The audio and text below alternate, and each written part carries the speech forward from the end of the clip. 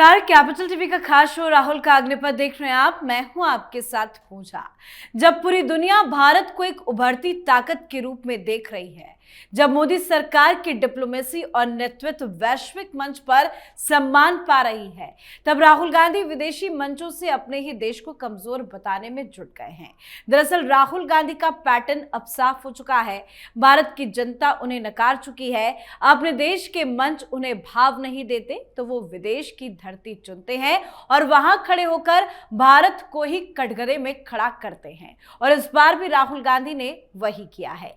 Colombia की EIA university में बोलते हुए राहुल गांधी ने कहा कि भारत पर सबसे बड़ा खतरा लोकतंत्र पर हो रहे हमले से है। उन्होंने कहा कि भारत एक ऐसा देश है जहां कई धर्म, परंपराएं और भाषाएं हैं, लेकिन मौजूदा समय में लोकतांत्रिक व्यवस्था पर चौतरफा हमला किया जा रहा है। वो यही नहीं रुके। आगे राहुल गांधी ने बीजेपी और RSS की विचारधारा पर वार करते हुए कहा कि ये कायरता पर आधारित है जो कमजोरों को निशाना बनाती है और देश की विविधता को खत्म करने की कोशिश कर रही है। साथ ही राहुल गांधी ने यहां तक कह दिया कि भारत चीन की तरह लोगों को दबाकर नहीं चल सकता। तो इसी पर चर्चा आज करेंगे। मेरे साथ जुड़े हुए हैं कैपिटल टीवी के एग्जीक्यूटिव एडिटर राजीव जी। सर, आपका बहुत बहुत स्वागत है। राहुल गांधी ने एक बार फिर से विदेश की धरती से भारत के लोकतंत्र पर हमला किया। क्यों वो बार बार एक ही पैटर्न से भारत पर हमला करते हैं? देखिए, पैटर्न एक ही है तो फिर उसी पैटर्न का पालन कर रहे हैं, क्योंकि डायरेक्शन उसी लेवल पर दिया गया है। राहुल गांधी इस बार साउथ अमेरिका की यात्रा पर गए। कहा गया कि 4 देशों की यात्रा करेंगे, लेकिन 6 दिन हो चुका है और 6 दिन के बाद भी उनका एक प्रोग्राम सामने आया और एक ही जगह पर एयरपोर्ट पर वो स्पॉट हुए। यानी दोनों एक ही जगह की तस्वीरें दिखा दे रहा है और वो है कोलंबिया। ये 4 देश तो दिखाई नहीं दिए कि कहाँ कहाँ कौन कौन से प्रोग्राम में गए। और उसके बाद एक जो प्रोग्राम के बारे में जानकारी मिली, उसमें केवल स्टूडेंट्स को, यानी छात्रों के संगठन को, एक यूनिवर्सिटी के साथ इनकी डील हुई, कोलंबिया यूनिवर्सिटी के साथ, और वहां पर वो गए, एक हॉल बुक करवाया, कुछ लड़कों को बुलाया और फिर अपनी बात रख दी, जो बात ये बार बार हर जगह पर विदेशों में कहते आए हैं। लेकिन इसके अलावा जो कांग्रेस की तरफ से कहा गया था कि राहुल गांधी जा रहे हैं तो वहां पर बिजनेस लीडर्स के साथ मुलाकात करेंगे, उस मीटिंग की जानकारी कहां है कि कौन कौन से बिजनेस लीडर्स आए थे? उस मीटिंग की तो कोई जानकारी नहीं है कि कौन कौन सी कंपनियों के CEO राहुल गांधी से मुलाकात कर रहे हैं। कोई राउंड टेबल मीटिंग चल रही है जिसमें अपने अपने बारे में बता रहे हैं कि भाई हमारा आगे का आइडिया क्या है और भारत को लेकर हमारा प्लान क्या है। यानी कि बिजनेस लीडर्स के साथ मीटिंग की बात कांग्रेस जो कही थी, इसका मकसद ये था कि कांग्रेस असमंजस में ये बात तो बोल गई, लेकिन बाद में पछताना पड़ा कि अगर बिजनेस लीडर्स के साथ मीटिंग हो रही है तो वो बिजनेस लीडर्स के साथ तो राहुल गांधी का अपना पर्सनल इंटरेस्ट और कांग्रेस के इंटरेस्ट को लेकर मीटिंग है। इसकी बात अगर सामने आएगी तो उसके बाद तो ये माना जाएगा कि भारत से बाहर, भारत के लिए नहीं बल्कि भारत के खिलाफ प्रोपेगेंडा पैदा करने के लिए फंड जुटाने राहुल गांधी गए थे। उसके अलावा इन्होंने पहले के पैटर्न को देखा है। जब भी ये यूरोपीय यूनियन गए, जिन लीडर्स के साथ इन्होंने मुलाकात की वो बदनाम थे भारत के संदर्भ में। यूरोपीय पार्लियामेंट के कुछ सांसदों के साथ मुलाकात की थी और उसमें इटली के 2 ऐसे सांसद थे जो इटली की कम्युनिस्ट पार्टी का था, और उनके साथ जब मुलाकात की बात सामने आई तो पता चला ये दोनों ही सांसद वो है जो मणिपुर के हिंसा के मामले में यूरोपीय पार्लियामेंट के अंदर भारत के खिलाफ रिजोल्यूशन लाने के लिए एक रिजोल्यूशन दायर किया था और कहा था कि भारत में क्रिश्चियन माइनॉरिटी के खिलाफ अत्याचार हो रहा है, क्योंकि पूरी दुनिया में ये मुस्लिम माइनॉरिटी की बात चलती है, और राहुल गांधी हो या फिर भारत के अंदर कांग्रेस पार्टी हो, ये भी मुस्लिम माइनॉरिटी को केंद्रित रखती है और क्रिश्चियन माइनॉरिटी के बारे में ज्यादा चर्चा नहीं करती। कुछ स्टेट में ही हैं जो कि इनके चुनाव के लिए लाभदायक हो सकते हैं। तो वहां पर उन्होंने उन लोगों के साथ मुलाकात की। अमेरिका गए, वही उन लोगों के साथ मुलाकात की जो कि POK में आ चुके थे और भारत के खिलाफ बात कर रहे थे। तो साउथ अमेरिका में भी उन अगर लीडर्स के साथ या फिर उन कैबिनेट मिनिस्टर्स के साथ उस देश के या वहां के प्रेसिडेंट के साथ भी मुलाकात करने की बात होती, तो भी ये सामने आता कि वो कौन कौन से लीडर हैं जो भारत के साथ हैं, भारत के खिलाफ हैं, जिनके साथ राहुल गांधी बात कर रहे हैं। तो इसलिए इन्होंने एक प्रोपेगेंडा तय किया और सोचा कि एक तो कम से कम प्रोग्राम के बारे में जानकारी दें कि इतने दिनों तक कोलंबिया में बैठे हुए हैं, जहां पर पहले से भारत के अंदर चर्चा चल रही है, रिपोर्ट सामने आई थी कि भाई कोलंबिया में इनकी एक गर्लफ्रेंड रहा करती थी और अभी भी वो एक्सटेंडेड फैमिली है, अमेरिका में है, ब्रिटेन में है, कोलंबिया में रह रही है, ये पता नहीं है। वो अलग अलग जगहों पर दिखाई पड़ती है और कुछ मीडिया रिपोर्ट जिस विदेशी मीडिया का हवाला देते हैं वो विदेशी मीडिया रिपोर्ट में ही सामने आई थी। और पिछले दिनों ये चौधरी ने भी बताया था, बांग्लादेशी बड़े पत्रकार हैं, जो इन्होंने पूरी प्रोफाइल इनकी देखी थी और उसके बाद इनके बारे में बताया कि ये ब्रिटेन और अमेरिका में जब पढ़ाई करते थे तो किन किन लोगों के साथ इनके संगत थे, दोस्ती थी, और उसमें से ज़्यादातर क्रिश्चियन और मुस्लिम थे, क्योंकि ये जो पूरा रिलीजन है, ये जो सेमेटिक रिलीजन बोला जाता है, इनसे इनका लगाव ज़्यादा है और ये लगाव सोनिया गांधी के कारण पैदा हुआ है। ये सारी बातें उस रिपोर्ट में भी बताई गई थी। तो अब ये 5-6 दिनों में क्या कोलंबिया में एक प्रोग्राम किया, राहुल गांधी इतने दिनों में जाकर वहां पर एक प्रोग्राम करने के लिए गए थे और उस प्रोग्राम में इन्होंने जो बातें कही वो आउट ऑफ कॉन्टेक्स्ट था, क्योंकि जो प्रोग्राम हो रहा था उसमें टेक्नोलॉजी पे बात करनी थी और बात टेक्नोलॉजी के साथ उन इंजीनियरिंग के, ज्यादातर टेक्नोलॉजी इंजीनियरिंग के स्टूडेंट वहां पर थे, उनको यह बताना था कि भारत में कैसे टेक्नोलॉजी बेहतर हो रहा है, भारत के टेक्नोक्रेट्स कैसे दुनिया पर राज कर रहे हैं। ये ऐसी स्थिति है जिससे अमेरिका भी डरा हुआ है और H1B वीजा जो है जिसके फीस बढ़ाकर 1 लाख कर दिया, ये वो तरीके हैं जिसके कारण भारत के बढ़ते हुए टेक्नोलॉजी पावर और वहां के लोगों की क्षमता के कारण, टेक्नोक्रेट्स के क्षमता के कारण अमेरिका को एक कदम उठाना पड़ा, क्योंकि अमेरिका के टेक्नोक्रेट्स भारत के टेक्नोक्रेट से कंपटीशन नहीं कर सकते। तो किसी तरह से इनडायरेक्टली एंट्री बैन करवा दो कि आप अगर किसी इंप्लॉय को भारत से लाते हो तो इसका मतलब है कि 1 लाख रुपया, 1 लाख डॉलर पहले आपको पे करना पड़ेगा, तो उसके पेमेंट 1 लाख डॉलर से ज्यादा होनी चाहिए और आपकी यूटिलिटी उसी के हिसाब से होनी चाहिए।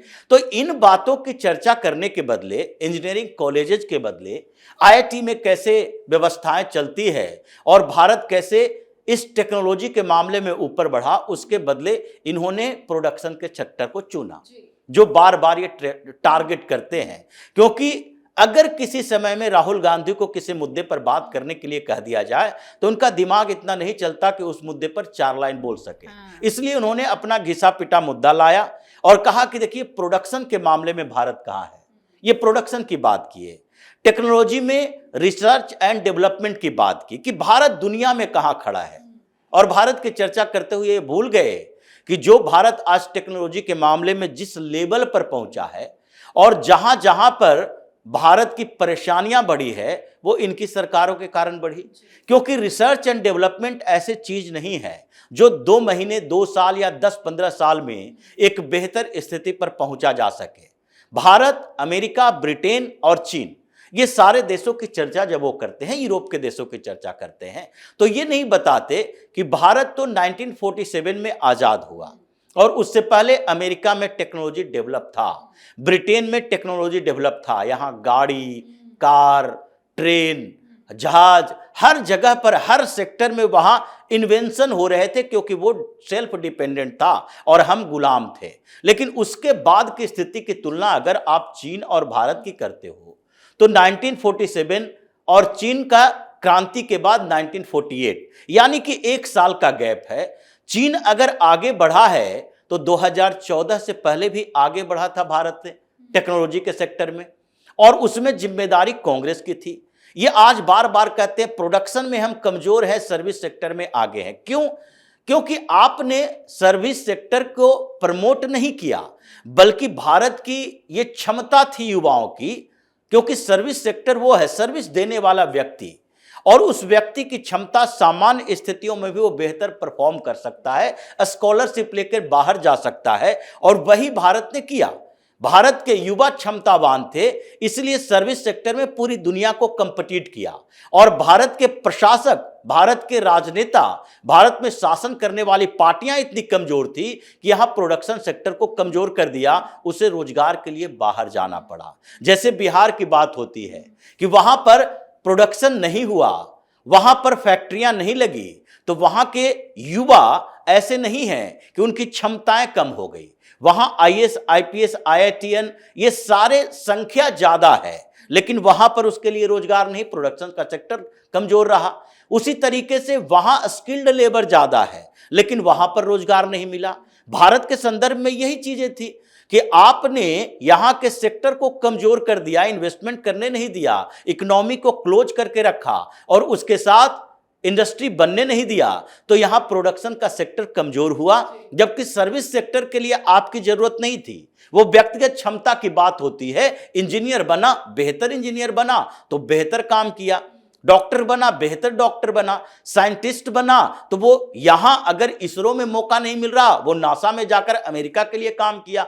तो ये सर्विस सेक्टर की विशेषता रही और आपने उसे ही अपना अचीवमेंट बताया। लेकिन खैर, इन प्रोडक्शन के सेक्टर में भी ये भारत के खिलाफ ही बात करते रहे। जबकि इन दिनों जो 2014 से बाद की स्थिति है, मोबाइल के सेक्टर में देखिए, आज अमेरिका इसलिए डरा क्योंकि भारत और अमेरिका के बीच एक्सपोर्ट इंपोर्ट जो ट्रेड बैलेंस कहते हैं, वो ट्रेड बैलेंस हमारे पक्ष में है।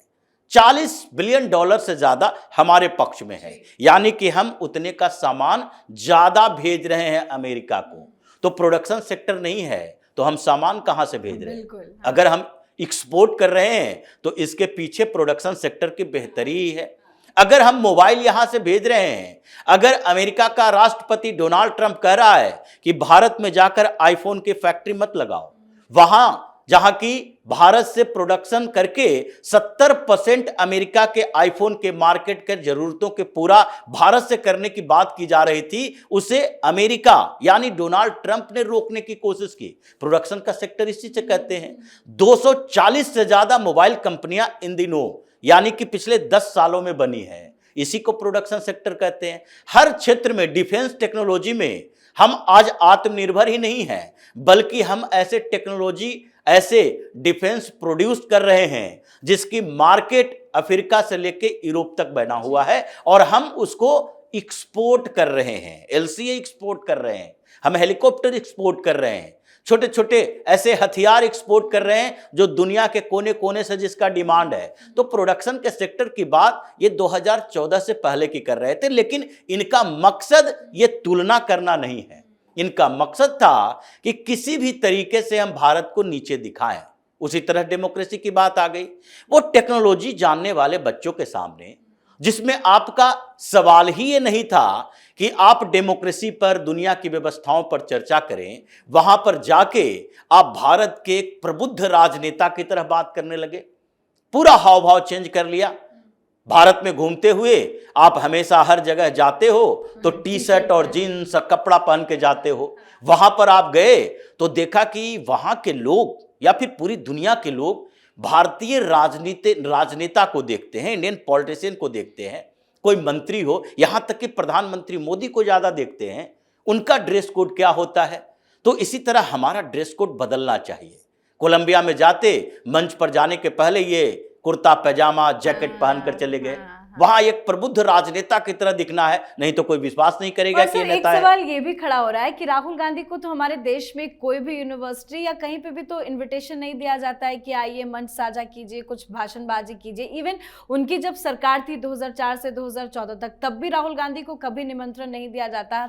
लेकिन विदेश में कौन से वो लोग हैं जो राहुल गांधी को इतना इन्वाइट करते हैं, बार बार बुलाते हैं कि आइए और भाषणबाजी कीजिए? देखिए, राहुल गांधी के पास इतना समय नहीं है कि देश में अलग अलग यूनिवर्सिटी में जा सके।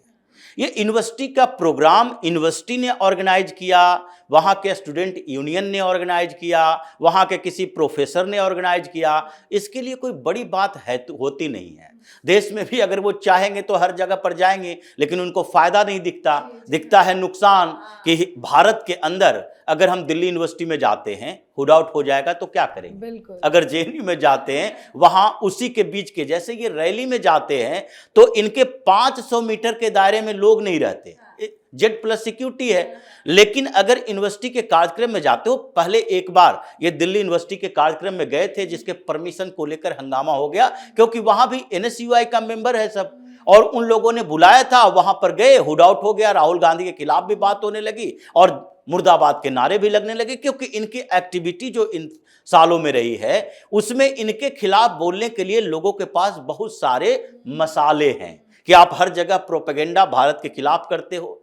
एक परिवार है, देश है, समाज है।